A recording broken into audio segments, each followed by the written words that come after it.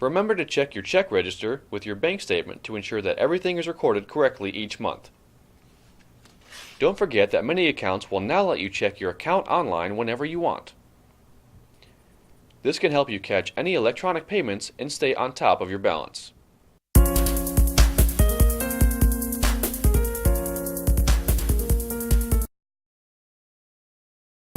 To the north, to the east, to the south side. Even take it up top to the west side. It's about making that chop anywhere you want to drop. I'm gonna open up the shop when I feel like.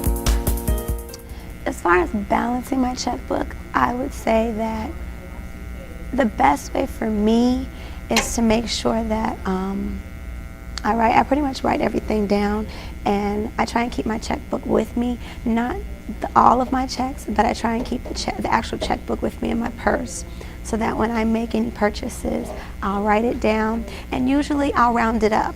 So that way I'll have some change left in my account just in case something goes over, something doesn't work out. Usually that helps me as far as having some extra money in the account too. I handle balancing my checkbook by constantly checking my balance of my checking account online.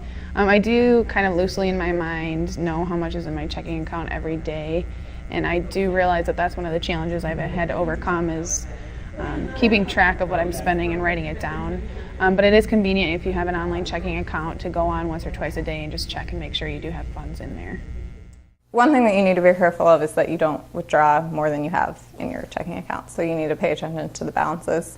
And one thing I do is I have probably more money than I need to in my checking account just to have a buffer so I don't withdraw too much.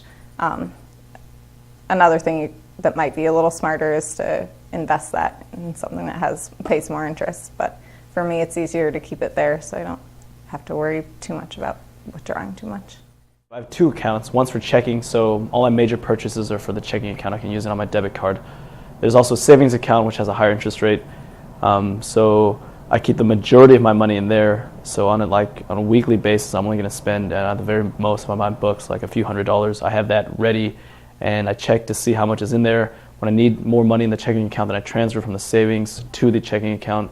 But as for the savings, that's more of the emergency. If I need something, like the computer breaks down and I need to buy something immediately, then I can pull it out of the savings account and transfer it or take it directly out of the savings.